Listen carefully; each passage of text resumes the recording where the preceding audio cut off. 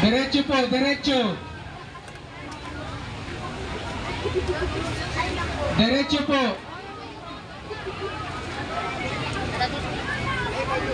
Mamaya na po ang picturean.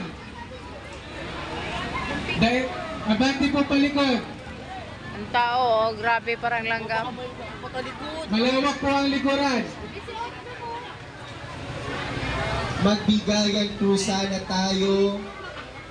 Pakiusap po yung mga nasa loob na ng ating courtyard. Pumalikod po kayo.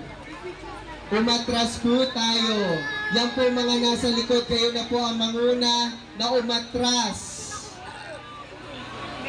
Maluwag pa po talaga sa loob ng courtyard.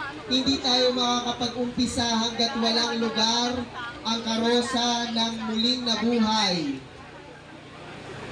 Muli po, umatras po tayo.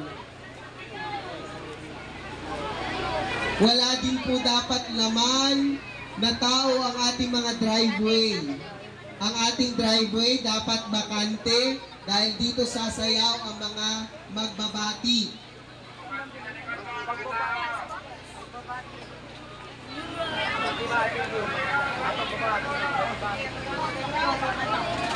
Ayaw kasi nilang gumalaw. Paano yung atras?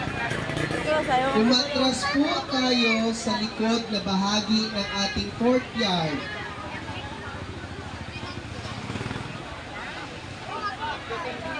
Nakita mo na? Ate,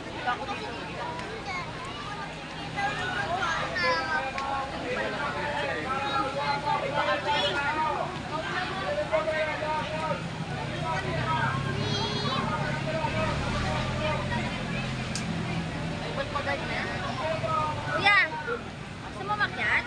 Hindi namin i-video. Pagod ka na? Okay. Kung nasa gitna,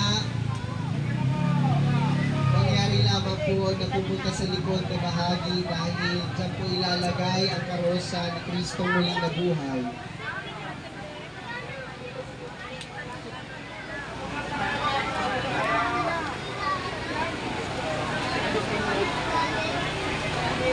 Wala po dapat tao dito na bahagi. Muli po, wala po dapat tao dito na bahagi. Ren, gusto ko muna. Last. Paalala nyo ah. Paalala mo. Ayaw ka dito.